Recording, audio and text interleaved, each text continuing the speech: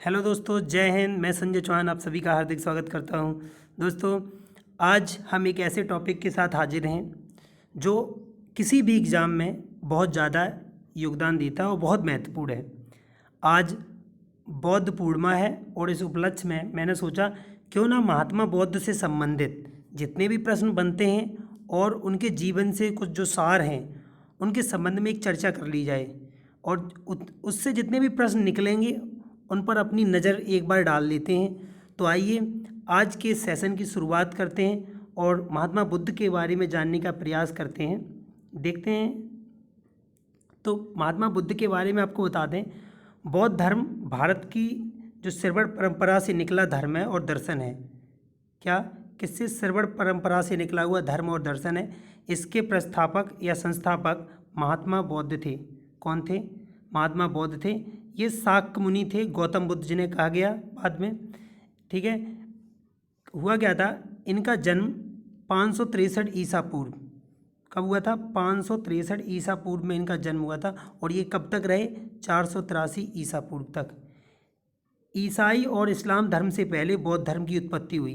अगर आप कभी भी पूछा जाइए कि सबसे पहले ईसाई धर्म कौन धर्म पहले आया, तो इस्लाम धर्म और बौद्ध धर्म और ईसाई धर्म, इन तीनों में अगर देखें तो सबसे पहले बौद्ध धर्म की उत्पत्ति हुई थी। दोनों धर्म बाद में यह दुनिया का तीसरे सबसे बड़ा धर्म है। और आप ये भी देख सकते हैं कि दोनों धर्म के बाद, मतलब ईसाई और इस्लाम के बाद, ये दुनिया का तीसरा सबसे बड़ा धर्म है।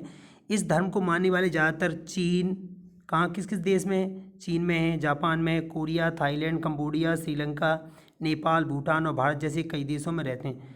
कई ज़्यादा प्रचार प्रसार हुआ है धर्म का। उस समय के जो दो धर्म थे, एक बौद्ध धर्म और एक जैन धर्म, अगर देखा जाए दोनों में अगर तुलना की जाए तो बौद्ध धर्म का प्रचार प्रसार बहुत ज़्यादा हुआ, लेकिन जैन धर्म का उतना प्रचार प्रसार नहीं हुआ।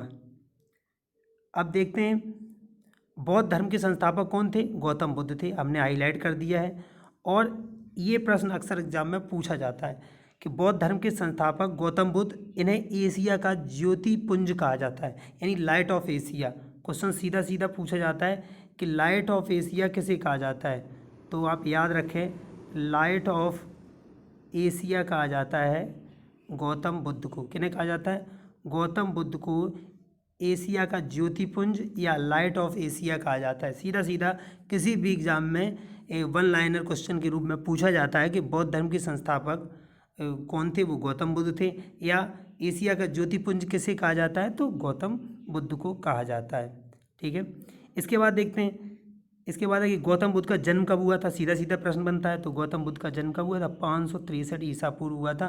शाक गणराज्य था, उसकी तत्कालीन जो राजधानी थी कपिलवस्तु, वहाँ के निकट एक नगर था लुम्बिनी, वहाँ पर इनका जन्म हुआ था। और लुम्बिनी है कहाँ? नेपाल में। कहाँ पे है?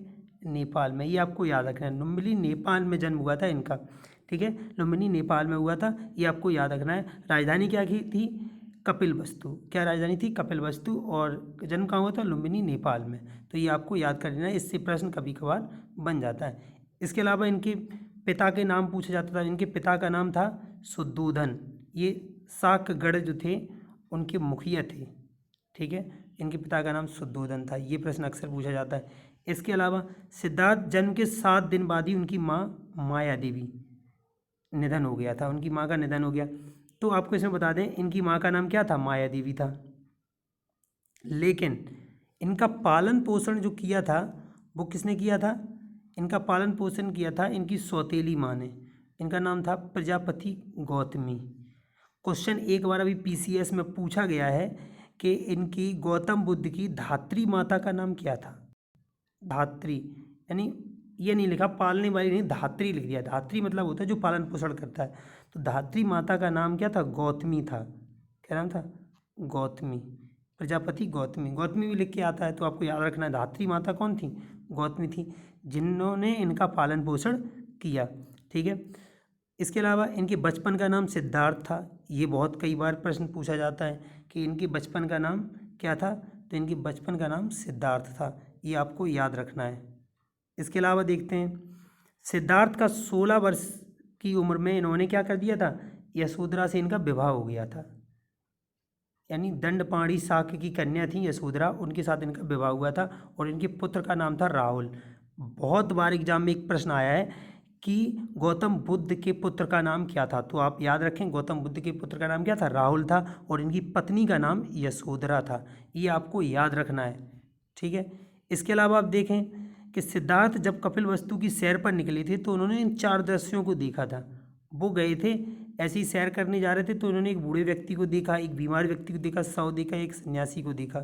तो उनके मन में एक भाव आया, और वो भाव जो इस दुनिया से मोह को त्याग दे, ऐसा भाव आया। और इसी परिप्रेक्ष्य में उन्होंने क्या किया, इस सांसारिक जितना भी मोह था उसे त्याग दिया, और दुखी होकर उन्होंने कहा कितनी उधेड़ बुन है इस दुनिया में, और उन्होंने क्या किया, 29 वर्ष की आयु में घर छोड़ दिया, जिससे बौद्ध धर्म के में क्या एक नाम से जाना जाता है, वो नाम है महाभिनिष्क्रमण। महाभिनिष्क्रमण कहा जाता है बौद्ध धर्म में। उन्होंने अपने घर को त्याग दिया और चले गए। इसके बाद क्या हुआ, गृह त्याग के बाद ये वैशाली के आला रकलाम कौन थे, ये थे क्या नाम, आला रकलाम, जो एक गुरु थे, उनसे इन्होंने सांख्य दर्शन की शिक्षा ग्रहण की। किससे, ये गुरु का नाम आप याद कर लें कि इनके पहले गुरु और थे यही। तो अगर कभी कभार क्वेश्चन पूछा जाता है कि गौतम बुद्ध के पहले गुरु कौन थे, तो प्रथम गुरु थे, इन्होंने कई गुरु बनाए, और प्रथम जो गुरु थे इसे हमने हाईलाइट कर दिया है, प्रथम गुरु थे आलार कलाम। आलार कलाम थे सिद्धार्थ के प्रथम गुरु थे, या गौतम बुद्ध के प्रथम गुरु थे। इनके बाद इन्होंने राजगीर के में रुद्रकारम पुत्र से शिक्षा ग्रहण की, ठीक है। इसके अलावा इन्होंने कई और लोगों से शिक्षा ग्रहण की, जिनमें उरुवेला में कौंडिन, बप्पा भादिया, महानामा और अस्सागी नाम के कई साधक, 5 साधक मिलते हैं। इनसे इनकी शिक्षा के निर्माण के बारे में बात सामने आती है, और कहा जाता है इन लोगों से इन्होंने शिक्षा ग्रहण की। इसके बाद इन्होंने क्या किया, अन्न जल को त्याग कर 6 साल कठिन तपस्या की। 6 साल की कठिन तपस्या के बाद 35 साल की आयु में बैसाख पूर्णिमा, जो आज हम मना रहे हैं पूर्णिमा यानी बौद्ध पूर्णिमा, इसी दिन क्या हुआ था, निरंजना नदी के तट पर। किस नदी के तट पर, निरंजना नदी के तट पर पीपल के पेड़ के नीचे इन्हें ज्ञान प्राप्त हुआ था। तो एक क्वेश्चन यहाँ से बन जाता है 100% कई एग्जाम में, कि गौतम बुद्ध को किस नदी के किनारे ज्ञान प्राप्त हुआ था, तो निरंजना नदी के किनारे। किस पेड़ के नीचे हुआ था, तो पीपल के पेड़ के नीचे हुआ था। ये आपको याद कर लेना है, ये कई बार एग्जाम में पूछा गया है। इसके बाद आप देखते हैं कि ज्ञान प्राप्ति के बाद सिद्धार्थ बुद्ध के नाम से जाने लगे। इसके पहले उन्हें सिद्धार्थ कहा जाता था, लेकिन इसके बाद उन्हें किस नाम से जाने लगा, बुद्ध। यानी पहले तो उनका नाम सिद्धार्थ ही था, बाद में जब उन्हें ज्ञान प्राप्त हो गया तो बुद्ध कहा जाने लगा। जिस जगह उन्हें ज्ञान प्राप्त हुआ उसे बोध गया कहा गया। यानी कहाँ ज्ञान प्राप्त हुआ था, बोध गया में, ये याद रखना है, बोध गया में ज्ञान प्राप्त हुआ। और क्योंकि बुद्ध कहलाए तो वहाँ से बोध गया ये नाम आ जाता है, ठीक है, ये आपको देख लेना है। इसके अलावा इनके बारे में देखते हैं कि बुद्ध ने अपना पहला उपदेश सारनाथ में दिया।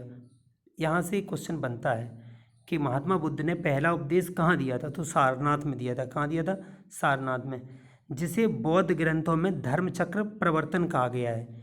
इसी प्रथम उपदेश को क्या कहा गया है, धर्मचक्र प्रवर्तन कहा जाता है। आपको याद कर लेना है, ये क्वेश्चन महत्वपूर्ण हो जाता है।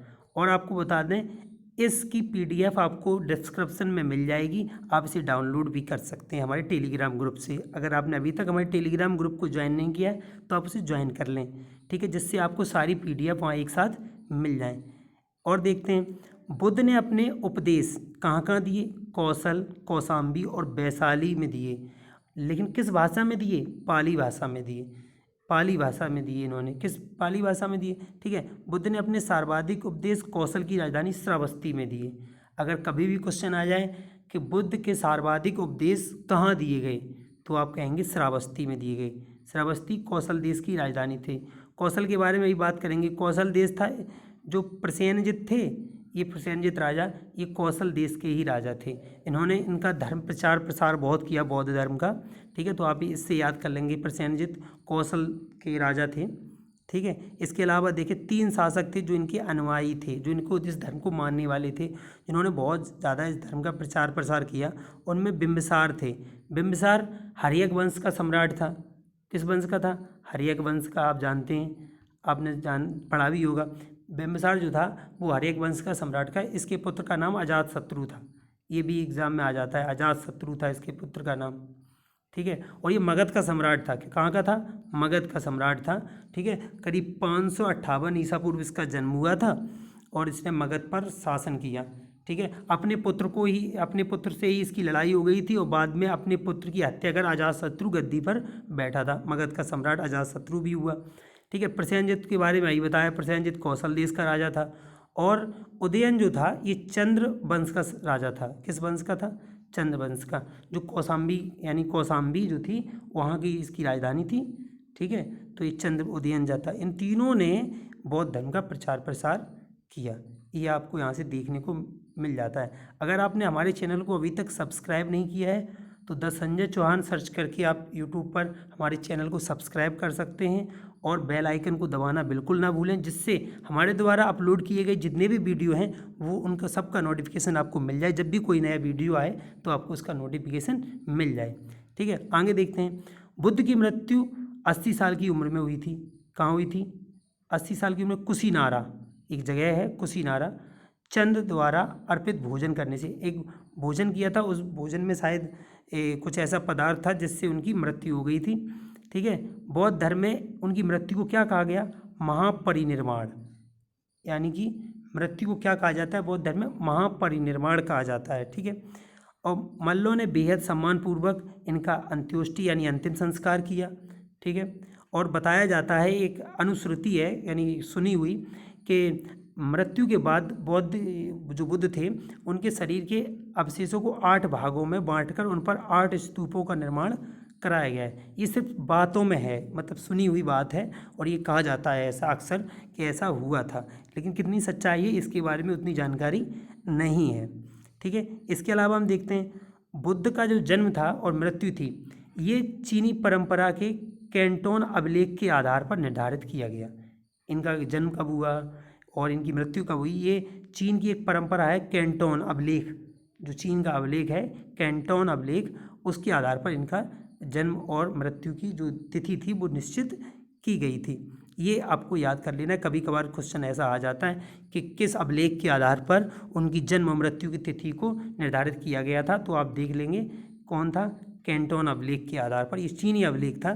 ठीक है, इसके अलावा देखते हैं बौद्ध धर्म के बारे में विशद ज्ञान त्रिपिटक से प्राप्त होता है। यानी सबसे अच्छा ज्ञान, सबसे विशुद्ध, सबसे शुद्ध ज्ञान अगर कहीं से प्राप्त होता है तो इनके जो त्रिपिटक थे, धर्म ग्रंथ थे, उससे प्राप्त होता है। बौद्ध धर्म के बारे में अगर आपको ज्ञान प्राप्त होता है कहीं से तो कहाँ से?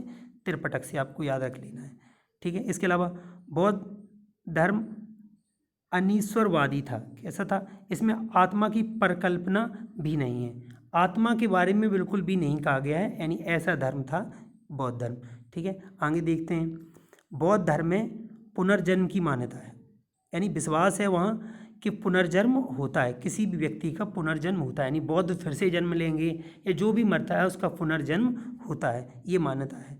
और एक बात, बुद्ध के अनुयायियों को 2 भागों में विभाजित किया गया था। कितने भागों में? 2 भागों में विभाजित थे। एक भिक्षुक थे और एक उपासक थे। क्वेश्चन आ सकता है कि बौद्ध के अनुयायी कितने भागों में विभाजित थे? तो 2 भागों में विभाजित थे।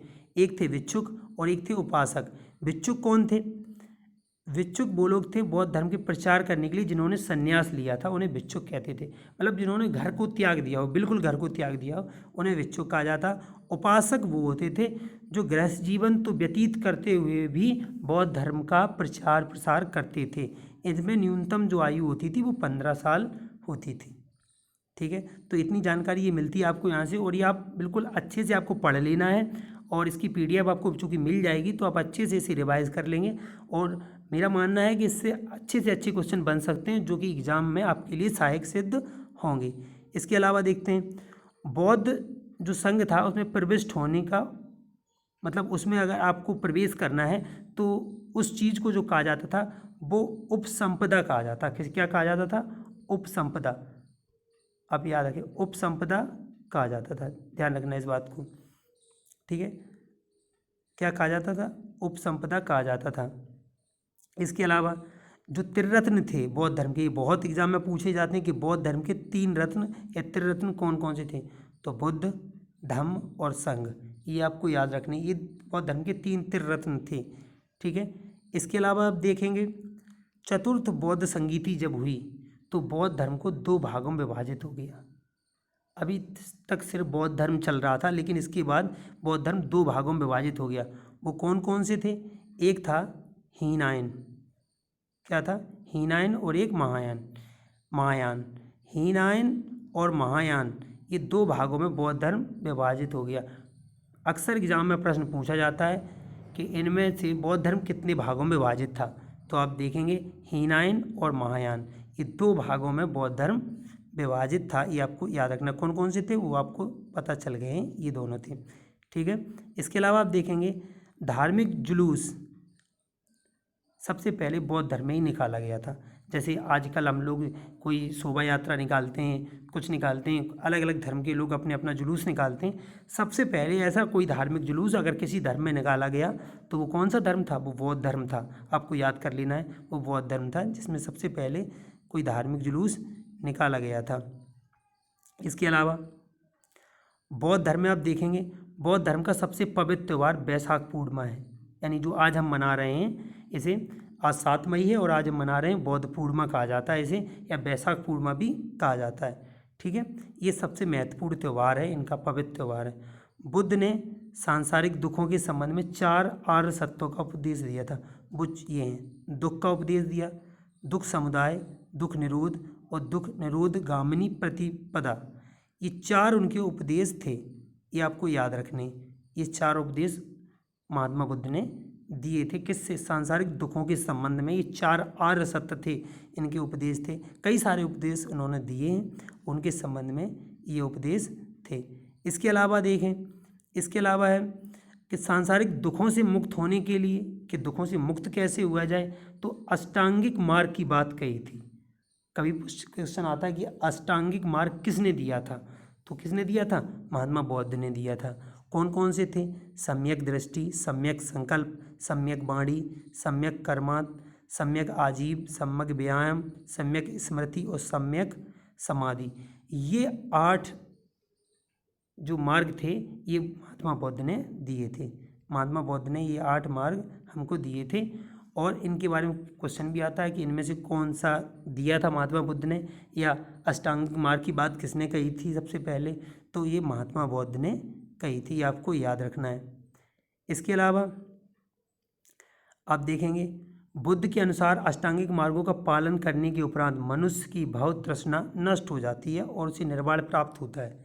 मतलब उसे क्या होता है, उसमें जो मोह माया होती है संसार को लेकर, सांसारिक सुखों को लेकर, वो सब नष्ट हो जाती है, और क्या हो जाता है, उसे निर्वाण प्राप्त होता है, उसे ज्ञान की प्राप्ति होती है, और वो ईश्वर, खुद में ईश्वर के समान हो जाता है, ऐसा बौद्ध ने कहा था। इसके अलावा आप देखेंगे बुद्ध ने निर्वाण प्राप्ति के लिए 10 चीज़ों पर जोर दिया था, 10 बातों पर जोर दिया था। वो 10 बातें कौन कौन थी वो देखते हैं। वो 10 बातें थीं, अहिंसा, सबसे पहले आप देखेंगे अहिंसा, सत्य था, चोरी ना करना, यानी चोरी निषेध थी इसमें, किसी प्रकार की संपत्ति ना रखना, बौद्ध धर्म कहता है कि आप किसी प्रकार की संपत्ति ना रखें, शराब का सेवन ना करना, असमय भोजन, यानी बिना किसी समय के भोजन मत करना, कि कभी मन हो रहा तभी भोजन कर रहे हैं, सुखद बिस्तर पर न सोना, बहुत ज़्यादा सुखमय जीवन व्यतीत नहीं करना कि अच्छे अच्छे बेड पे सो रहे हैं, ऐसा कुछ नहीं, यानी ये सब वर्जित था। धन संचय न करना और बहुत ज़्यादा धन को इकट्ठा न करना, और महिलाओं से दूर रहना, ये महत्वपूर्ण बिंदु थे कुछ बौद्ध धर्म पर, जिन्होंने महात्मा बुद्ध ने जिन पर जोर दिया। अगर निर्माण प्राप्त करना है तो इन चीज़ों पर उन्होंने जोर दिया था। एक और था नृत्य गान आदि से दूर रहना, यानी विलासी प्रवृत्ति का नहीं बनना है आपको, नृत्य गान आदि से दूर रहना है। ये कुछ उपदेश थे महात्मा बुद्ध के। इसके अलावा देखते हैं बुद्ध ने मध्यम वर्ग मार्ग का उपदेश दिया, यानी कि ना तो सरल बहुत ज़्यादा और ना ही बहुत ज़्यादा कठिन, मध्यम बीच के मार्ग का उपदेश दिया हमेशा। ठीक है, इसके अलावा देखेंगे इन्होंने अनीश्वरवाद के संबंध में बौद्ध धर्म और जैन धर्म में समानता है, दोनों में एक जैसी समानता है। अगर कभी क्वेश्चन आ जाए कि किस चीज़ को लेकर बौद्ध और जैन धर्म में समानता है, तो अनीश्वरवाद, मतलब कोई एक आत्मा की कल्पना नहीं की गई इसमें, ऐसा है, दोनों धर्म में वही है। ठीक है। इसके अलावा आप देखेंगे जातक कथाएं प्रदर्शित करती थी। यहाँ जातक कथाएं होती थी बौद्ध धर्म में कि बोधिसत्व का अवतार मनुष्य के रूप में भी हो सकता है और पशुओं के रूप में भी। यानी जो बौद्ध हैं, जो बौद्ध उन्हें कहा जाता है जिन्हें ज्ञान की प्राप्ति हो जाए, जो सबसे ऊपर हो जाए, वो मनुष्य जो सबसे ऊपर हो, जैसे हर चीज़ पर जिसने इंद्रियों पर काबू पा लिया हो, जिसने हर तरीके से ज्ञान प्राप्त कर लिया, उसे बौद्ध कहा जाता था। और वो मनुष्य भी हो सकता था और वो पशु भी हो सकता था, ये कहा गया है जिनकी जातक कथाओं में। तो ये आपको याद रखना है। इसके अलावा बौद्ध सत्य में रूप में पुनर्जन्मों की श्रृंखला, ये नहीं अभी हमने बताया था कि पुनर्जन्म को कहा गया कि अपना अंतिम जन्म प्राप्त किया है और कई और जन्म हो सकते हैं, ऐसे भी आदमी पुनर्जन्म लेता है।